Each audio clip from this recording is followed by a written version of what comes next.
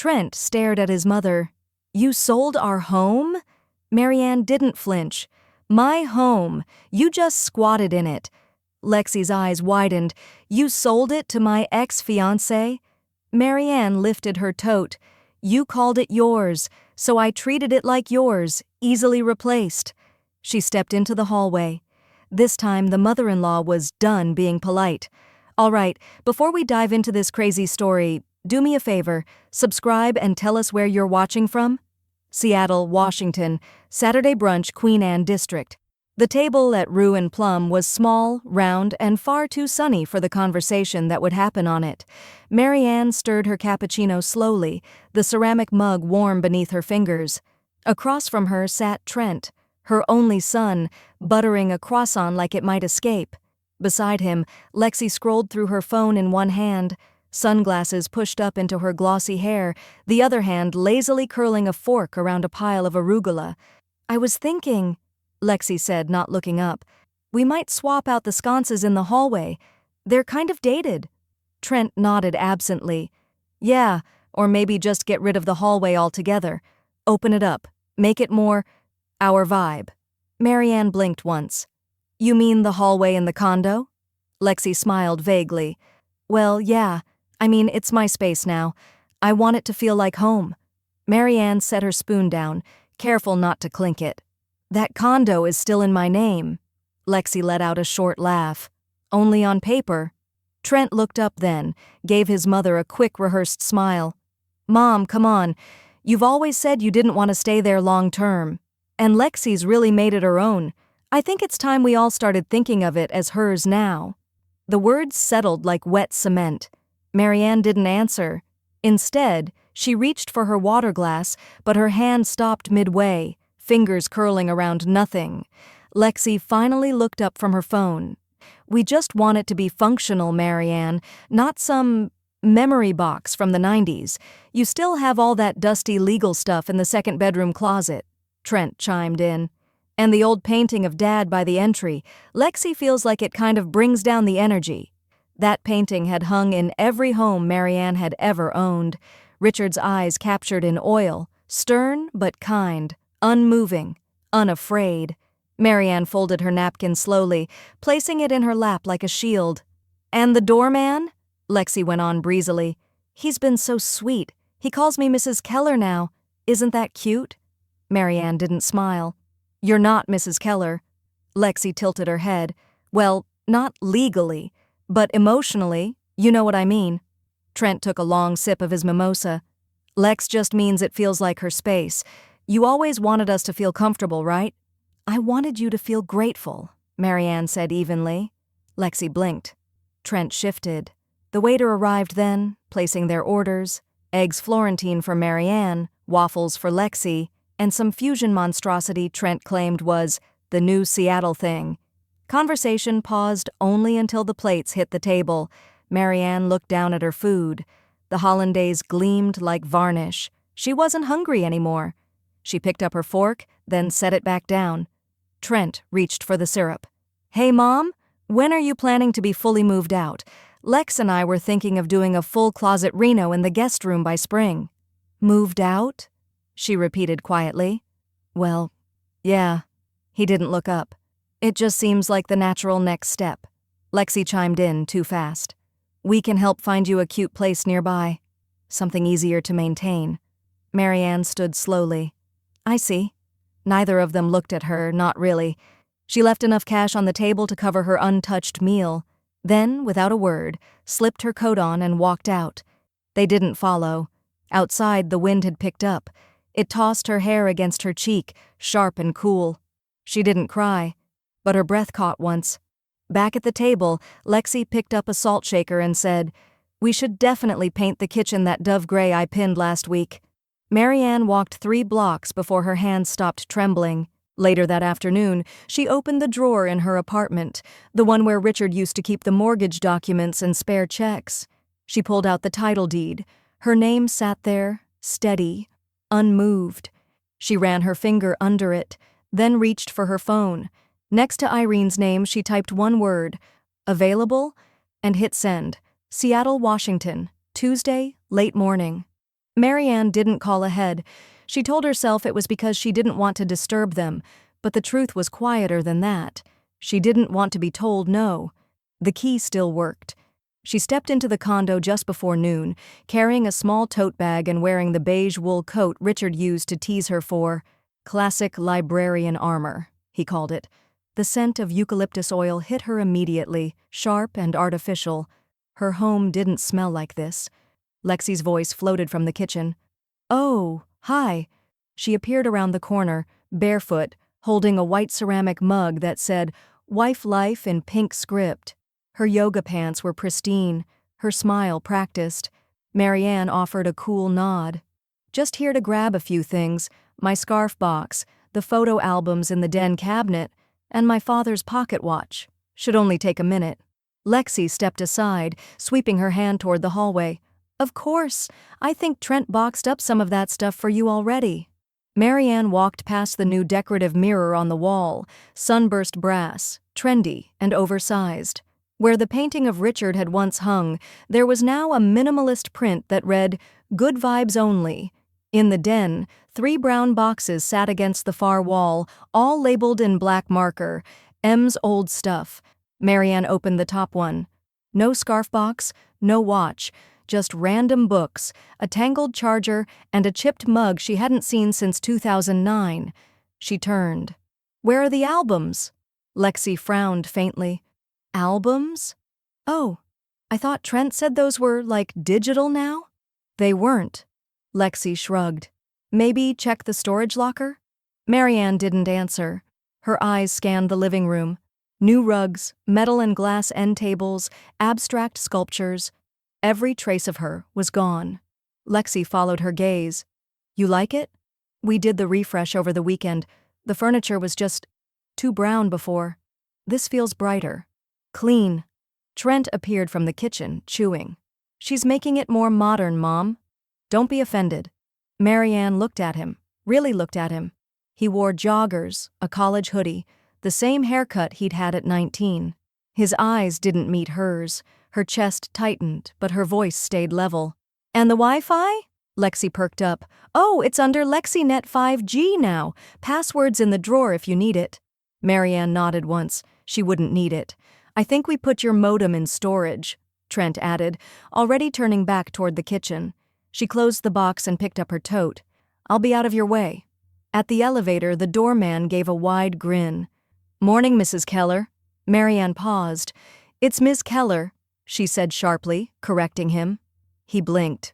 "Oh, sorry, I just assumed—" "I'm sure you did." The elevator doors opened, and she stepped inside without looking back. By the time she reached the street, her hands were trembling. She gripped the leather straps of her tote tighter, like they could anchor her. At the corner, she waited for the light to change, breathing deep. Across the street, a man held the hand of his toddler as she stepped over a puddle. The child looked up at him like he'd parted the clouds. Marianne looked away. She walked 2 blocks to a bench overlooking the Sound. Saturday. Let the box rest beside her. The wind was cold again, sharper than it should have been for spring. She opened her phone. A message from Irene blinked at the top of the screen. "Available all week. Ready when you are." She didn't type back yet. Instead, she pulled out a pen from her tote and scribbled on the top of the cardboard box, "Not worth saving." Then she sat still for a long time, watching the water, letting the silence sharpen into decision. Seattle, Washington, Wednesday, midday. The email came through while Marianne was slicing an apple over the kitchen sink. Subject line, HOA access ? She wiped her hands on a dish towel before opening it. "Hey, Mom. Since Lexi's handling bills now, could you send us the HOA portal login? She wants to set up autopay for the dues. Thanks." Marianne stared at the screen for a long moment, not because she didn't understand the question, but because she finally did. They assumed the payments would continue, quietly, invisibly, like breath. No discussion, no acknowledgement, just the same old rhythm of them asking and her giving. She didn't reply. Instead, she opened the file cabinet in the hall closet, the one with the beige accordion folders and sticky notes that had faded to the color of old lemons. She found the file marked Property, Queen Anne. Inside were original mortgage documents, HOA bylaws, and a note in Richard's unmistakable handwriting, bought for. Flexibility down the line. Maybe for us. Maybe for Trent someday, if he grows into it. She ran her hand over the sentence. They'd bought the condo when Richard turned 60, just after his last cardiac scare. It was supposed to be transitional, a clean, simple place if the big house became too much. She remembered running the numbers on her legal pad at the kitchen table, budgeting for a future they might not get. They'd gone without vacations that year, skipped the cruise, canceled cable, paid in full. Now it had become someone else's nesting ground, someone who hadn't sacrificed a damn thing to earn it. The phone rang. Irene. "Hey, stranger," the lawyer said. "You texted?" Marianne sat down, smoothing her skirt under her knees. "I did. Something's shifted." There was a pause, long enough for understanding. Irene's voice softened. "You still hold full legal title, just so you know. You're not on a lease. This isn't a gift you can't take back." "I know. I also know that look you get when you're past fed up. You can't see my face." "I don't have to." Marianne smiled, the kind that didn't quite touch the skin. "I want to liquidate," she said. Irene went quiet. Then, "You sure?" "I'm sure they think I won't." A low chuckle hummed through the line. "Oof, that's the line, isn't it?" Marianne exhaled. "They think I'll just keep paying, that it's automatic." Flashbacks came like photographs. Trent in bed with strep throat, too weak to stand, her spoon feeding him broth and wiping his forehead. Trent asking for just one more semester's tuition help, even though they'd already dipped into their emergency fund. The wedding invoice for the open bar, Lexi had insisted, people expect it. Marianne signing the check, smiling for the photographer while calculating how many extra hours she'd need to work that month to cover it. Automatic. "I'm sending over the initial paperwork," Irene said. "You can always change your mind." "I won't." Marianne hung up and turned her phone face down on the counter. Later that afternoon, she checked her bank app. Last HOA withdrawal. $587. Due again next week. The charge had never been moved off her account. Lexi hadn't set up autopay. She'd set up a belief system. And Marianne had just unplugged it. She pulled out a notepad and began jotting a checklist. Retrieve father's watch, if found. Confirm title status with Irene. Review property comps. Cancel recurring HOA. Update will. By the time she reached the fifth bullet, her hand was steady. She poured herself a cup of tea and sat at the dining table alone. The sun had dipped just enough to cast amber shadows across the parquet floor. The same floor Richard used to complain was too glossy. She smiled at the memory, small and complete. The silence didn't feel empty now. It felt spacious. Her inbox pinged. A new email from Lexi. Subject line, "FYI, we're thinking of putting up new shelves in the den." Marianne didn't open it. She didn't need to. She reached for her phone, opened her messages, and typed 2 words to Irene. Let's list. Seattle, Washington, Sunday. Late morning. Marianne hadn't planned to leave the house, but Instagram changed that. She'd been sipping lukewarm tea on the couch, half watching a nature documentary, when Olivia texted her a screenshot. The post was tagged Sunday Brunch and geotagged at Queen Anne Views. Lexi, standing in front of the condo window with a mimosa in one hand, her other hand curled possessively around Trent's waist. Caption, "Brunch at our place, love this life." Below it, someone had commented, "This space is so you, Lex." Marianne stared at the screen. Not our space. Not even his space. Her place. The audacity was a blade. She changed out of her robe, slipped on her softest black turtleneck and slacks, and tied her hair into a low, tight knot. A coat, earrings, lipstick that said, "You don't ignore me." The elevator ride felt longer than usual. By the time she reached the 10th floor, the thump of bass-heavy jazz and clinking glasses spilled into the hallway. The door was open. She knocked anyway.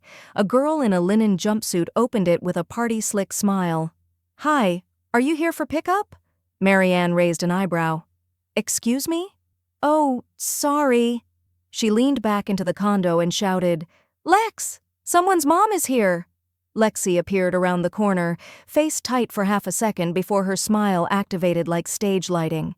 "Oh, Marianne, what a surprise!" Trent came up behind her, holding a plate stacked with Belgian waffles. "Hey, Mom. Just stopping by?" he said too quickly. Marianne didn't answer. The living room had been fully rearranged, her mahogany coffee table replaced by a mid-century modern slab of blonde wood, candles everywhere, stools around the kitchen island, where her formal dining table had once stood, a cluster of trendy 20 and 30-somethings in neutral tones posed with plates and cocktails. Marianne stepped inside without asking. "I didn't see an invite," she murmured. Lexi busied herself collecting a rogue napkin. "We just threw it together last minute. Low-key thing." Marianne's eyes drifted to the bookshelf, now filled with minimalist pottery and color-sorted books. None of hers. The framed family photo that once lived by the balcony was gone. She moved slowly, deliberately, through each room.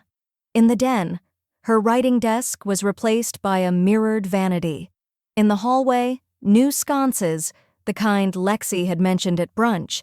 In the bedroom, white linen everything. Lexi's perfume hung in the air. Back in the living room, she pulled out her phone. Click. The den. Click. The master closet. Click. The kitchen backsplash she'd spent 6 weeks choosing tiles for. Trent laughed nervously as she passed him. "You okay?" Marianne met his gaze. "I'm documenting." He blinked. "For what?" "For memory." Lexi touched his arm, tugging him gently away. "Let her look," she whispered. "She's just feeling nostalgic." Outside, the wind picked up again, but inside, the temperature had dropped. Marianne could feel it, the strain of invisible wires pulling each smile. She returned to the entry, looked down at the shoe tray. Her name wasn't on it anymore. A woven mat read, "The Kellers." The irony nearly made her laugh. She slipped her phone back into her purse.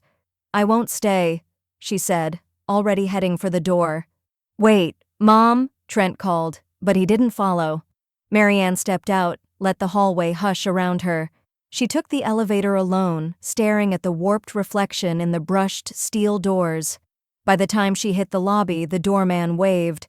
"Morning, Miss Keller." She nodded, but didn't stop. Outside, she exhaled once, hard. That night, she sat on her balcony, laptop open, a cup of strong tea steaming beside her. She opened a folder on her desktop labeled Condo, Legal. Inside it, a Word doc, title, Holder, M. Keller.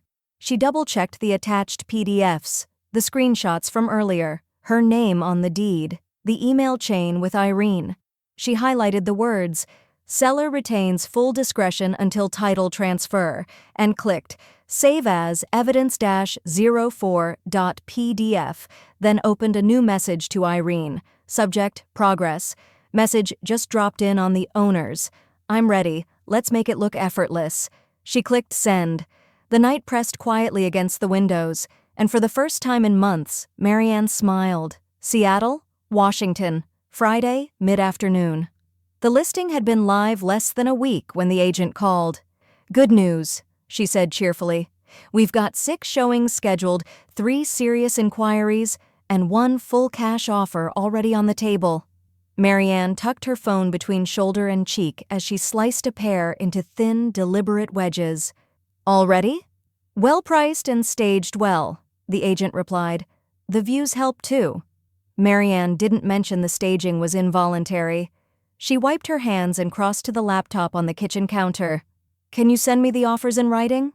"Already in your inbox," the agent said. "But take a look at the third one, Alex Monroe. You might want to vet him before we accept. He's a local investor, keeps his properties pristine, lives solo, no red flags, just a strong personality." Something in that name flickered in her brain. Monroe. Monroe. She clicked open the offer, scanned the financials. Solid. No contingencies. Offer came in $15,000 above asking, with a 21-day close and waived inspection. And there it was. Alex Monroe, Lexi's ex-fiancé. Marianne sat back slowly, the pair forgotten. The name wasn't common, and the address on the offer matched what she'd remembered from a half-heard story Lexi once drunkenly shared at Christmas. He's an architect/perfectionist. Couldn't even pick a dining table without mood boards. Thank God I got out. She remembered Trent laughing too hard. Marianne's eyes narrowed slightly. Then she opened a browser tab and typed, Alex Monroe, Seattle. LinkedIn was the first hit. Principal at an architecture firm in Capitol Hill. Divorced, no kids, community service with the Historic Preservation Board. His photo showed a tall man in a navy button-down, light gray at his temples, square jaw, kind eyes. She scrolled to his firm's page. Glowing testimonials, design awards, integrity, follow-through, excellence, everything Lexi had abandoned. She picked up her phone and called the number listed on the buyer form. He answered on the third ring.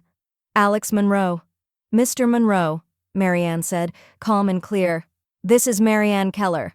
I believe you just submitted an offer on my Queen Anne condo. A beat. Then, amusement in his tone. Ah, the famous Keller property. I'm calling for one reason, she said. Transparency. This condo currently houses my son and his wife, your former fiancé. Alex let out a soft whistle. Well, that makes it more interesting, doesn't it? You still want it? She asked, already knowing the answer. I wouldn't have offered if I didn't.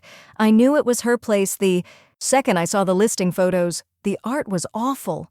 Marianne chuckled, despite herself. I'm not buying it for revenge, if that's your worry, he added. I just like the space, high ceilings, great bones, and some poetic symmetry. Do you intend to live in it? After a remodel, yes. She let that sit in the air. I accept, she said finally. My agent will formalize it. I look forward to restoring the place, he said warmly. She ended the call and sat with it for a moment. It wasn't gloating. It wasn't pettiness.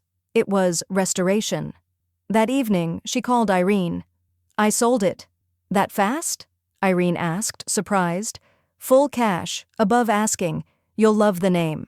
Marianne gave it to her. Irene barked a laugh. You did not. Oh, I absolutely did. Did he know? He knows. There was a pause. You feel okay about it? I feel clean. The next morning, she forwarded the final offer documents to a folder labeled Keller Property, closed. Then she brewed her coffee, stood by the window, and watched the street stir to life. Upstairs, in the condo she still technically owned for 2 more weeks, Lexi was probably lounging in post-brunch bliss, scrolling through her phone, feeling triumphant. And soon, so very soon, she'd get the email. Notice to vacate, final sale terms. New owner, Alex Monroe, the man she once left at an altar in Napa for reasons she barely remembered. Marianne sipped her coffee slowly. A warm breeze rattled the blinds. She didn't need to say a word. The walls would do it for her. Seattle, Washington, Monday afternoon. Marianne arrived alone, a soft canvas tote over one shoulder and a box of archival envelopes in the other. She didn't bother ringing the doorbell. She still had the key. The lock turned like muscle memory. The condo was quiet, too quiet for a place that had become a hub of Instagrammed brunches and curated minimalism. A lavender candle burned faintly on the kitchen counter, its label reading balance. Ironic. She walked room by room, not rushing. In the bedroom, she opened the top drawer of the nightstand and retrieved the only thing that mattered now, a worn envelope marked in Richard's handwriting. For M. If I go first. She tucked it into her coat pocket without opening it. In the guest room closet, she found the cedar box with her mother's brooches, buried under a pile of Lexi's branded yoga mats. In the kitchen, she pulled her cast-iron skillet from the drawer beneath the oven. The new non-stick pans glared like imposters. Then, on the marble island, she placed a single sheet of paper, handwritten in fountain ink, the way Richard used to write all their anniversary cards. Items included in sale of unit, entryway mirror, living room rug, balcony furniture, kitchen appliances, excluding cast-iron skillet, light fixtures, wall sconces, bathroom shelving, all decorative artwork, shoehorn basket by front door. The Kellers, welcome mat, declined ownership. She smoothed the corners flat. The front door opened behind her. "Mom!" Trent's voice cracked like a floorboard. "What are you doing here?"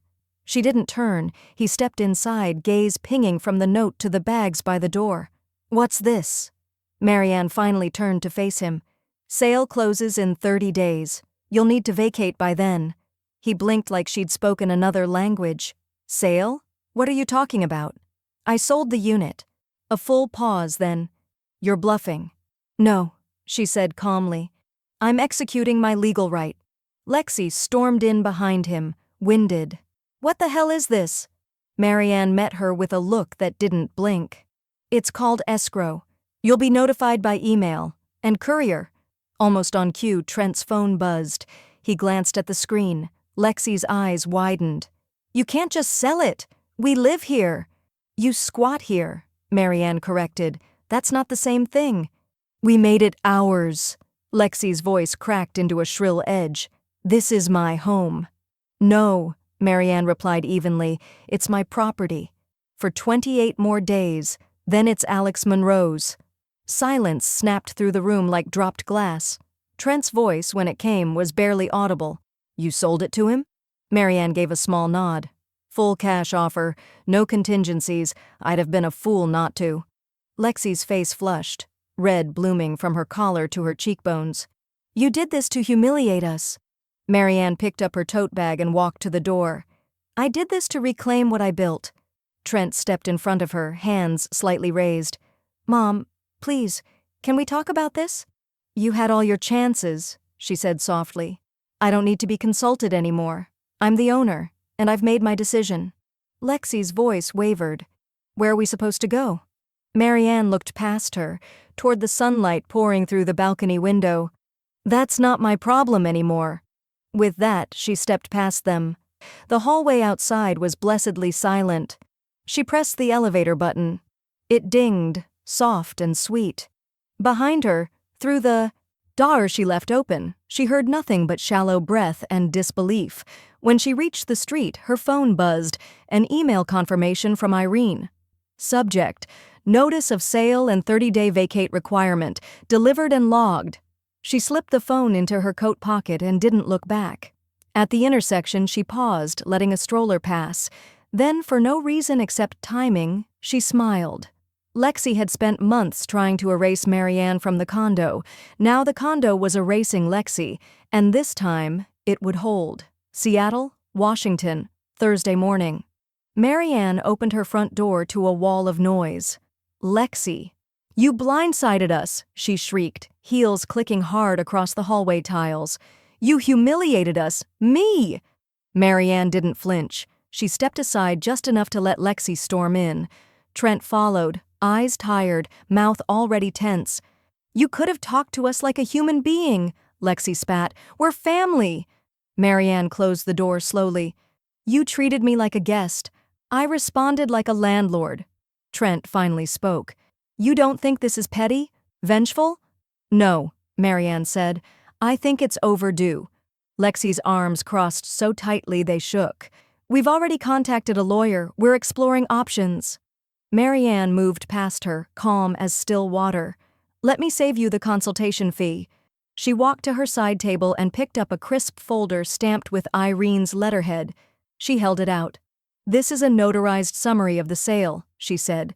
"Your names appear nowhere on it. You paid no rent, held no lease, contributed no equity." Lexi hesitated, then snatched the folder like it might explode. She rifled through the pages, lips moving silently. Trent's shoulders sagged. "This is about Dad, isn't it? You're punishing me for not living up to him." Marianne looked at her son. Really looked. The entitled posture, the wounded eyes, the learned helplessness. "No, Trent, I'm punishing myself for enabling you." The room went still. Lexi's eyes narrowed. "You think this is business?" Marianne didn't blink. "It's exactly business, and you taught me how to be transactional." Lexi's laugh was jagged. "Unbelievable. I hope you're ready to deal with what's coming. People will hear about this." "I'm counting on it." Lexi's phone was already out. She turned on her heel and stormed toward the door.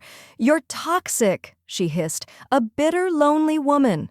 Marianne opened the door for her. "And you're trespassing." Lexi slammed it behind her. Trent lingered. "I didn't think you had it in you." Marianne didn't smile. "That was your first mistake." He left without another word. That afternoon, Irene called. "They're bluffing," she said, voice crisp. "Lexi's lawyer is some social media personality turned real estate hobbyist. You're fine." Marianne was sitting in her window seat with a mug of chamomile, legs tucked beneath her. "Let them scream into the wind. I already filed notice with the county. Full protection, no wiggle room." "Thank you." "Oh, and I screenshotted Lexi's post. She's already trying to crowdsource sympathy online." Marianne exhaled. "Of course she is." Irene chuckled. "Your daughter-in-law is about to learn that comments don't pay closing costs."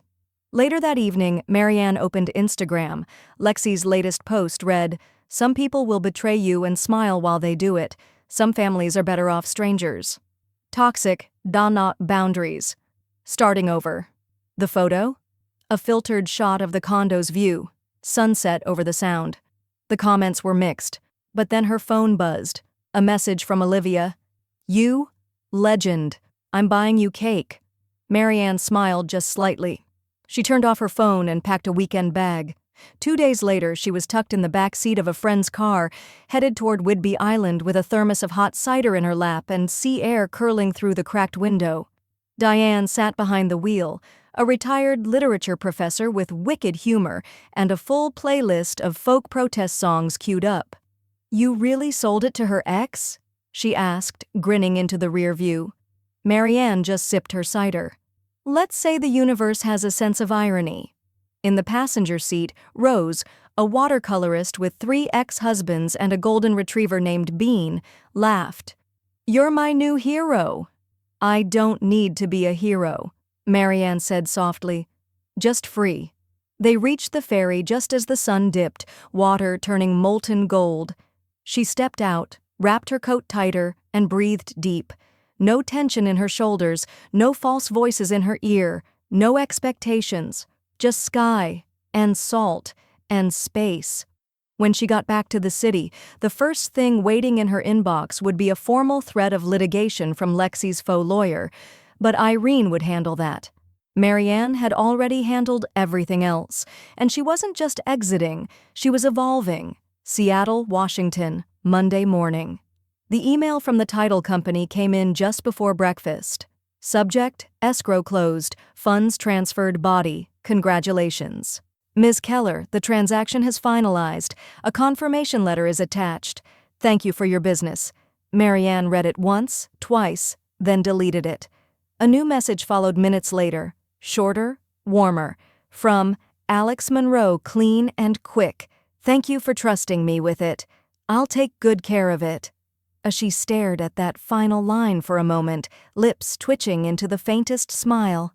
Good care. Finally, someone would.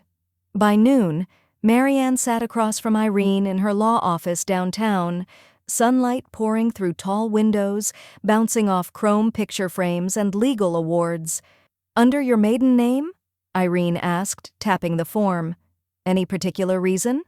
"I want it separate," Marianne said. "From the family name, from the memories tied to it. This one's mine." Irene nodded, businesslike but thoughtful.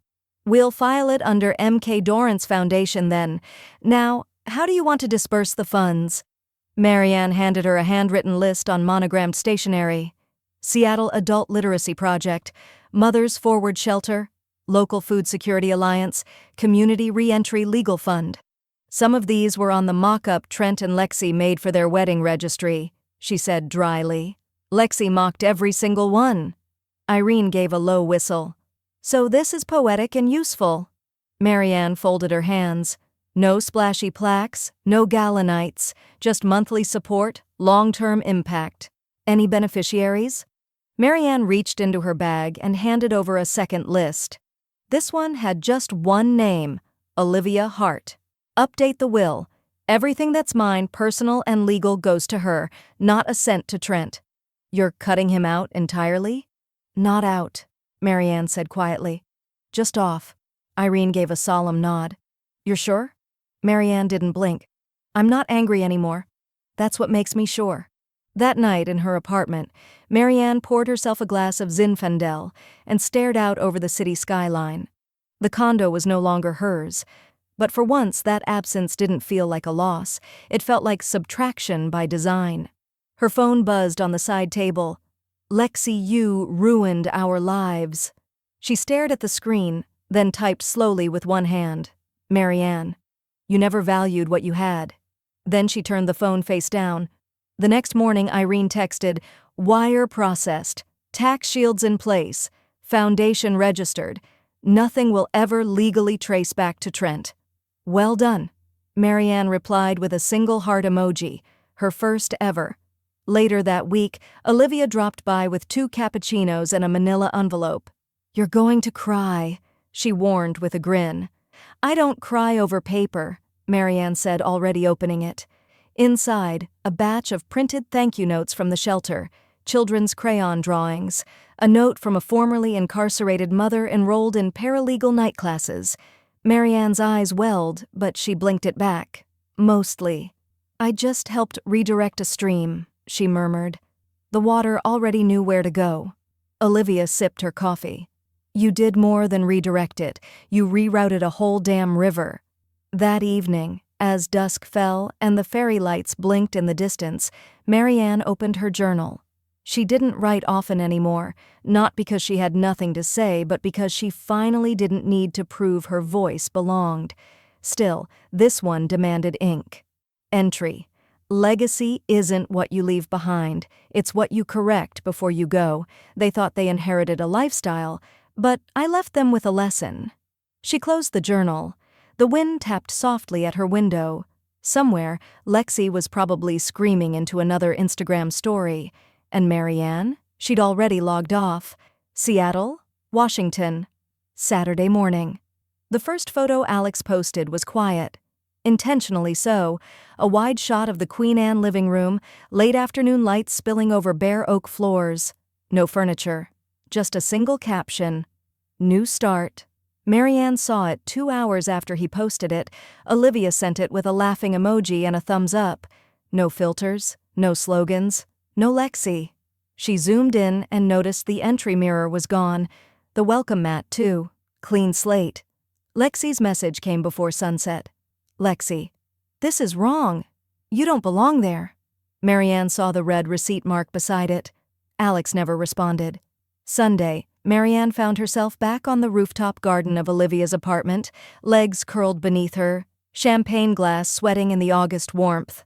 Olivia popped the bottle with a grin. "Two smart women with sharper exit strategies." Marianne lifted her glass. "And clean deeds." They clinked.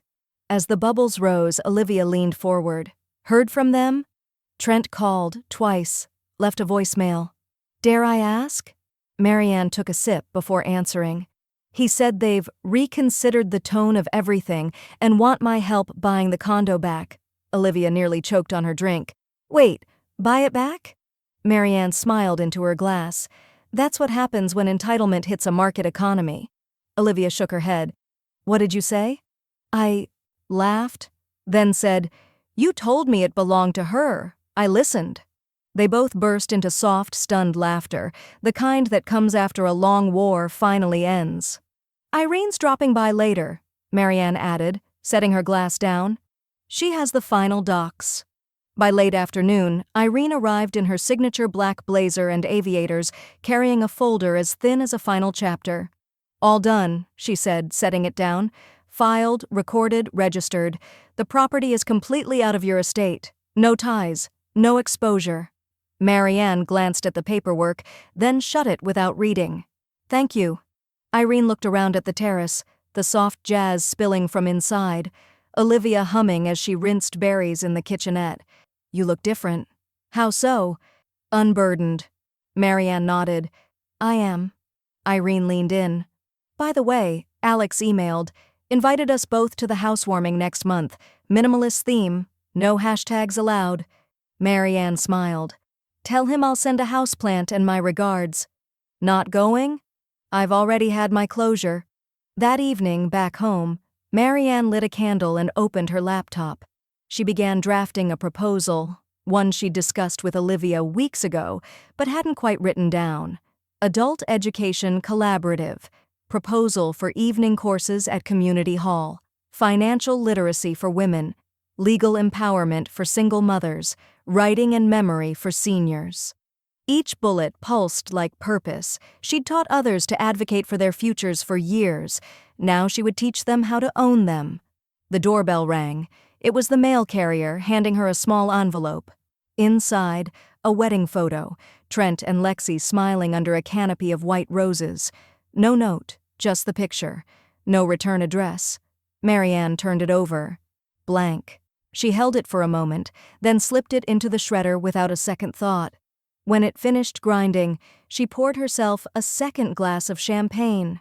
The ghost of their marriage wasn't hers to hold anymore. She stepped onto the balcony, let the evening hum rise around her. Distant fairy horns, breeze in the trees, children laughing 3 floors below. Inside, her phone pinged. A message from Olivia.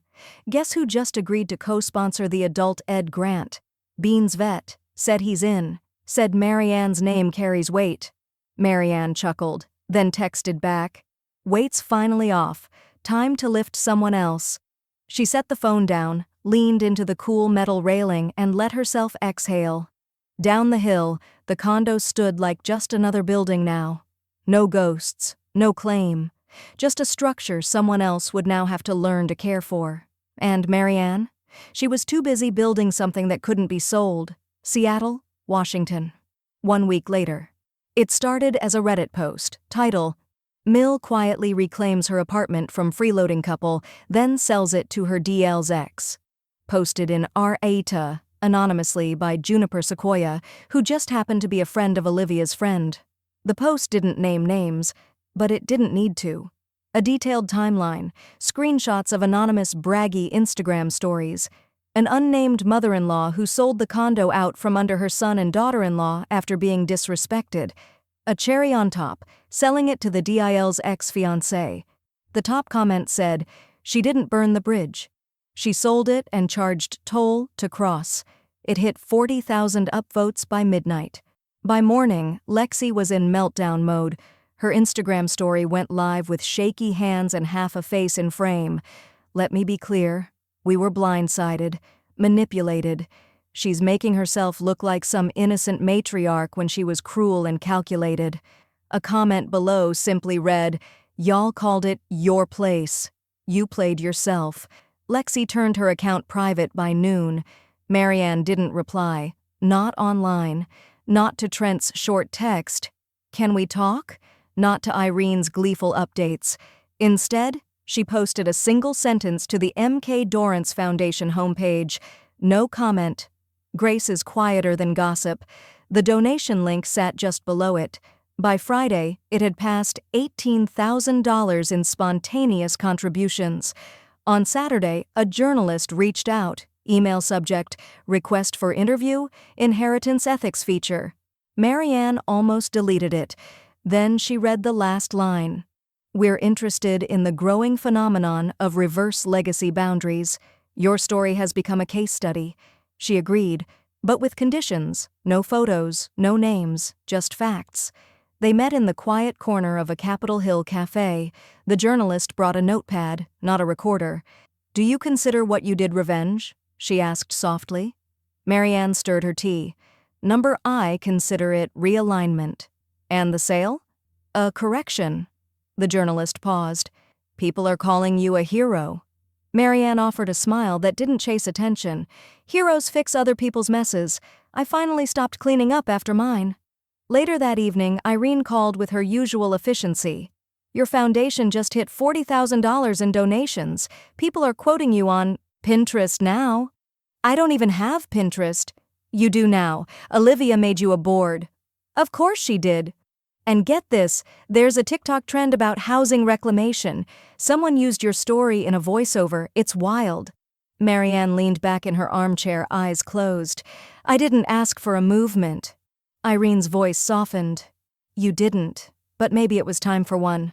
That same night, Lexi posted a filtered photo of herself at a wine bar, captioned, When fake people thrive, karma drives. We're still standing. There were fewer likes this time, and none from Trent. He hadn't reposted her stories, hadn't liked her rants, hadn't responded to her in days. He was, according to Olivia's reliable grapevine, lying low, staying with a friend, taking long walks, avoiding conversation. Lexi messaged him, "You're letting her win." No response. She sent another, "Trent, answer me." The text hung unread for hours, until it turned blue. Read. No reply. Sunday morning, Marianne opened her laptop to draft another proposal. This one was different. Series title, What They Don't Teach at the Reading of the Will. Boundaries versus Burdens. Ownership versus obligation. Legacy as a living act. Olivia peeked in, holding 2 lattes. "The board is asking if you'll speak at the next fundraiser." Marianne raised an eyebrow. "I thought I was too quiet for spotlights." "They think you're a revolution in a cardigan." Marianne chuckled. "Tell them I'll consider it. If they ditch the step and repeat." That night her phone buzzed once more. Unknown number. She answered on instinct. Trent's voice came through, hollow. "Mom, I think I screwed everything up." She didn't rush, didn't fill the silence. After a moment she replied, quiet and unshaken. "No, Trent. You just finally ran out of people to clean it up for you." Click. The call ended. Outside, wind knocked gently at the windows. The condo wasn't hers. But her voice? That was finally, undeniably, hers alone. Seattle, Washington, Tuesday morning. The first thing Marianne did was leave the family group chat. The one labeled Keller Crew, long since silent except for the occasional forwarded meme or passive-aggressive holiday reminder. She didn't announce her exit, just scrolled to the bottom, tapped Leave Group, and let the silence take care of itself. The second was more final. She opened Trent's profile. His latest post was from 3 weeks ago, a photo of Lexi's feet at a wine tasting, the caption reading, "Chasing grapes, not approval." Marianne clicked the 3 dots. Unfriend. It wasn't vindictive. It was quiet hygiene. She didn't need updates on people who only noticed her when they needed her name on paperwork. A few hours later, her phone buzzed. Jack Dorrance finally. Her older brother. Always plain-spoken, always late to respond, and always right when he did. She texted back, "Free at last. Brunch soon?" His reply, "Only if you're buying. You have condo money now." She laughed for the first time all morning. That afternoon, an unfamiliar number rang. She let it go to voicemail. Then curiosity won. Lexi's mother. The message was polite, apologetic, and just awkward enough to be real. "We had no idea how things had escalated, Marianne. I'm sorry for our silence. Lexi's not in the best place. We'd like to invite you to dinner, clear the air, just us. No pressure." Marianne played the message twice, then deleted it. She typed out a response but didn't send it. Instead, she copied a phrase from her journal and texted it back. "Thank you, but I'm already booked that night. With peace." No reply came. None was needed. Later, Olivia popped by with her usual whirlwind energy, holding a clipboard and a lanyard with a logo Marianne didn't recognize. "Okay, so, big news," she said, toeing off her boots. "The Northwest Women's Advocacy Collective wants you to keynote their annual summit." Marianne blinked. "Me?" "You. Your story. Your spine. Your style. They want to talk on personal boundaries and legacy clarity. Basically, how not to be guilt-tripped into generational poverty." Marianne winced. "That title is sharp." "It's a working draft. You can change it. Say you'll do it?" Marianne thought for a moment. Then, "One condition." "Name it. No mentions of my son. Not directly. Not indirectly. I'm done tying my worth to people who never saw it." Olivia nodded, serious now. "Absolutely. You're the headline, not the footnote." That evening, as rain tapped gently at the window pane, Marianne lit a small candle on the coffee table, her own scent blend, not one of Lexi's curated brands. Something warm, grounding, cedar and orange peel. She sat down with a notepad, not to plan a speech, to reclaim her narrative.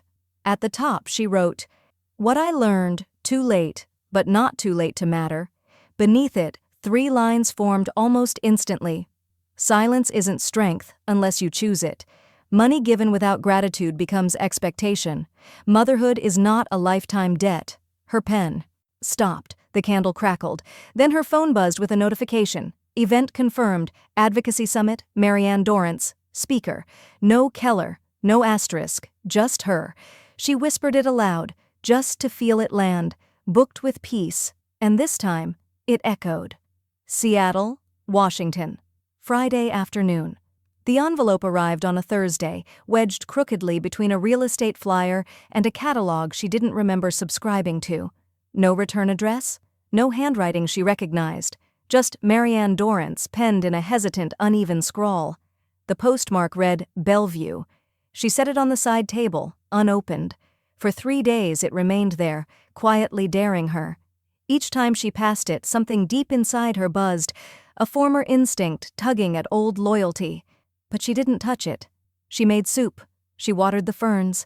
She answered emails about the Advocacy Summit and updated her foundation budget. The envelope sat through it all, inert and irrelevant.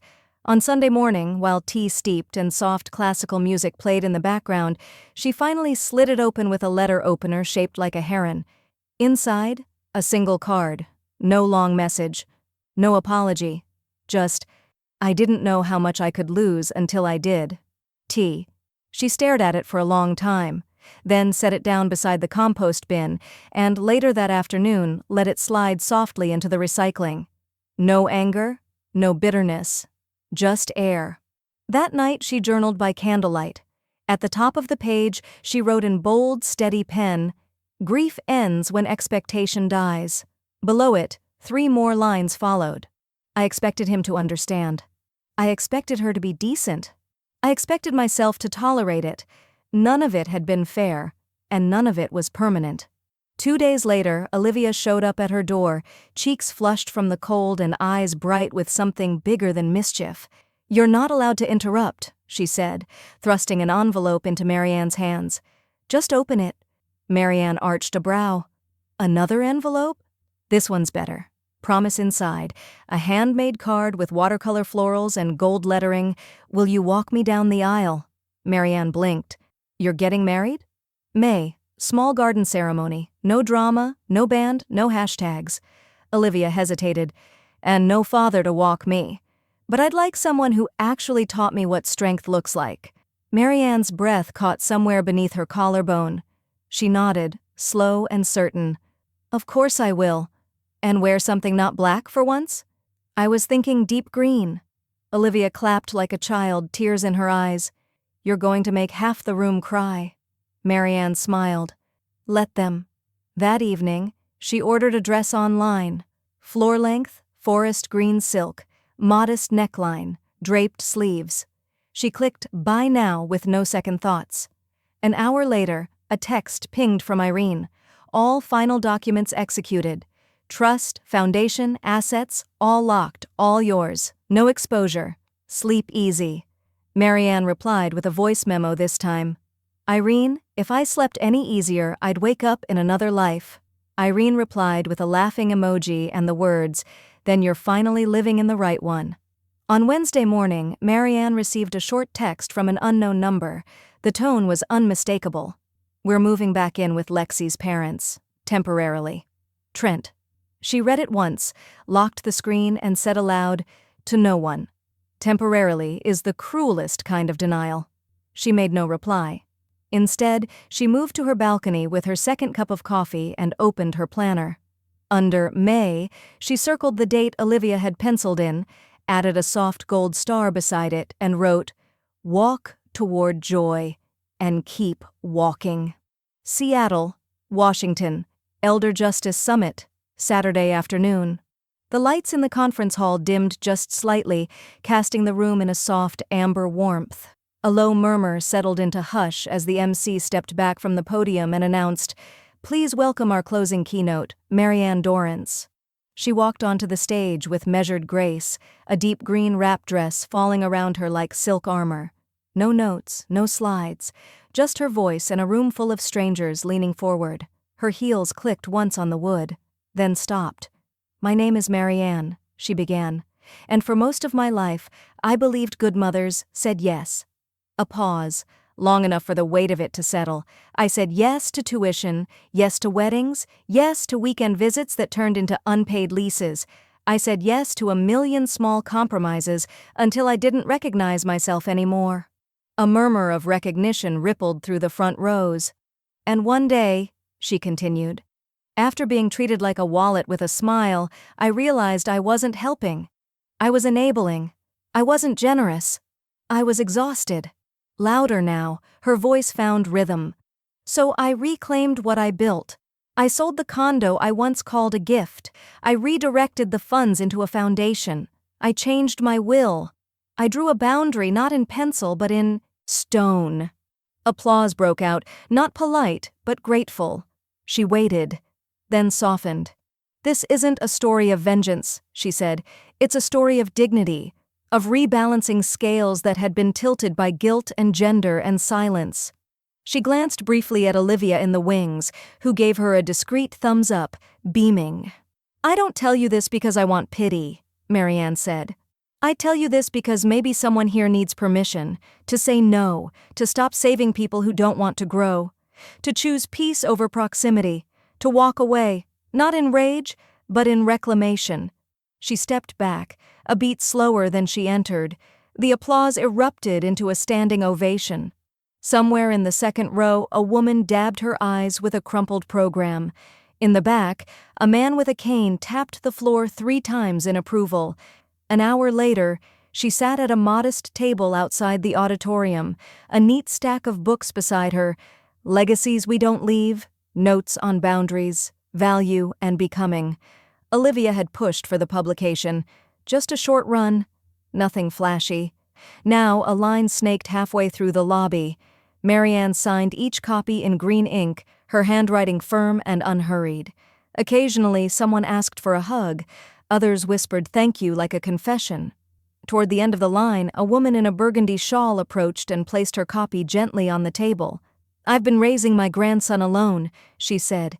Gave up my savings, my house, everything. Listening to you, I don't feel crazy anymore. Marianne held her gaze. You're not. You're just tired and ready. The woman smiled, tears in her voice. Do you ever miss them? The question floated in the air. Marianne didn't answer right away. She capped the pen, folded her hands. I miss who they were, she said finally, but not who they became. The woman nodded, as if that answer unlocked something old and quiet. As the line dwindled, someone handed Marianne a small bouquet. Coral roses and white peonies, wrapped in craft paper. No card, the young woman said, just from a few of us who saw ourselves in your story. Marianne accepted it with both hands. Outside, the late spring light filtered through glass panes and painted her path in gold. She didn't check her phone, didn't wonder if Trent had called. She no longer lived in that emotional economy. She lived in the truth, and today it had filled a room. Seattle, Washington, late Sunday afternoon. The envelope was heavier than it needed to be, cream paper, wax-sealed. His handwriting, stubbornly familiar, slightly crooked from years of typing instead of writing. Marianne turned it over in her hands twice before opening it. Inside, 3 pages, front and back. The tone was hesitant at first, almost boyish, as if nostalgia alone might soften the reader, but as she read, it veered, rambling, defensive, circular. He wrote about stress, about the pressure to make things work, about Lexi's persuasive way of reframing things, about how he didn't even realize how deep it had gotten until it was too late. I guess she got in my head, he wrote, underlined once. Marianne read that line 3 times, then read it aloud, barely a whisper. You let her. She folded the letter neatly. No dramatic tearing, no burning. Just a clean crease. Then she walked to the hall closet, reached for the small teak box she hadn't opened in months. Inside were a few things that never found their place. Richard's cufflinks. A movie stub from a date that had turned into a memory. And now, the letter. She placed it inside, closed the lid, and turned the key with a soft click. Not forgotten. Just finished. Outside, the weather was indecisive. light mist turning to sun, turning back again. She pulled on a scarf, her softest gray wool, and went walking.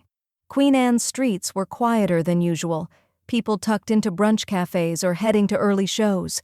The city moved around her, unaware that she was giving something back to it with each step. Silence, forgiveness, clarity.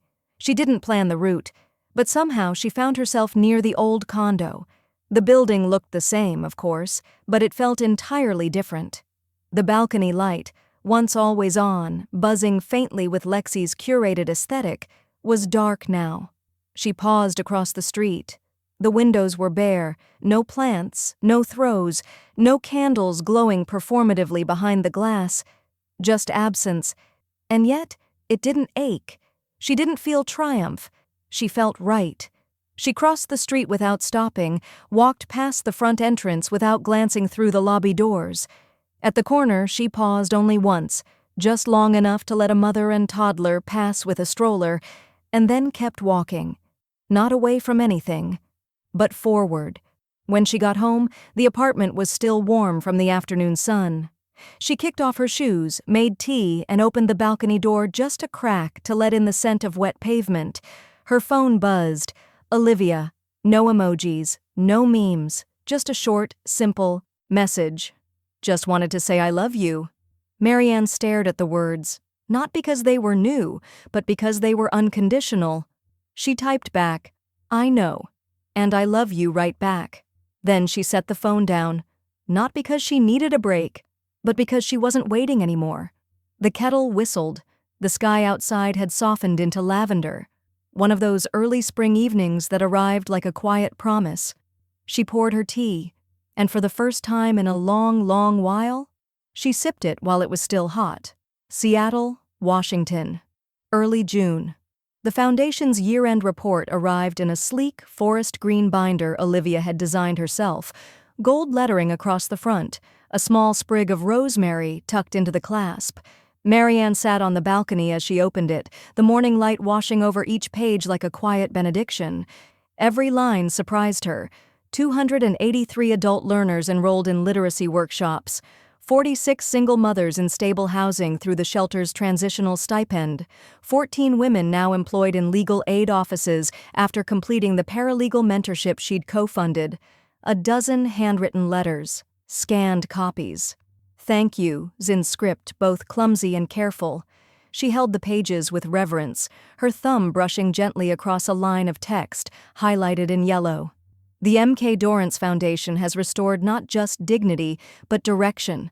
She closed the binder and placed her hand flat over the cover. No plaques, no gala nights, just this, just enough. 2 days later, Olivia's wedding took place in a lush, rented garden behind a bookstore, ivy curling around wooden beams, the scent of lemon and peonies floating through warm June air. No altar, no tuxedos, no staged performances, just linen, laughter, and people who showed up with their phones off and hearts open. Marianne wore the deep green silk dress she'd picked months ago, the same one she'd nearly returned, before Olivia made her promise to keep something beautiful just for herself. She walked Olivia down the aisle slowly, step by step, her arm linked through hers, the grass beneath their heels soft and forgiving. No music played, just birdsong. Later, during the reception beneath string lights and canvas canopies, Olivia tapped her glass with a spoon and stood. I asked Marianne to give a toast, she said, because when I think about the strongest person I know, it's not someone who raised her voice. It's someone who learned how to raise her boundaries. All heads turned. Marianne stood, holding her glass, not with nerves, but with certainty. I used to think legacy was something you left behind, she began, voice even. But now I know. It's something you build while you're still here. The guests grew quiet, listening. It's the people you lift, the harm you stop, the peace you choose even when the noise tries to pull you back in. She paused, the words hanging gently between candlelight and silence. I came here today not as a mother-in-law or an advisor or a name on a check.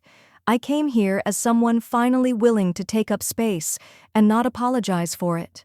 A ripple of applause, soft, sincere. Marianne smiled, then surprised even herself by blinking quickly, wet warmth in her eyes. She raised her glass. To boundaries, to growth, and to the quiet joy of walking away when staying would cost your soul. This time, they didn't just clap.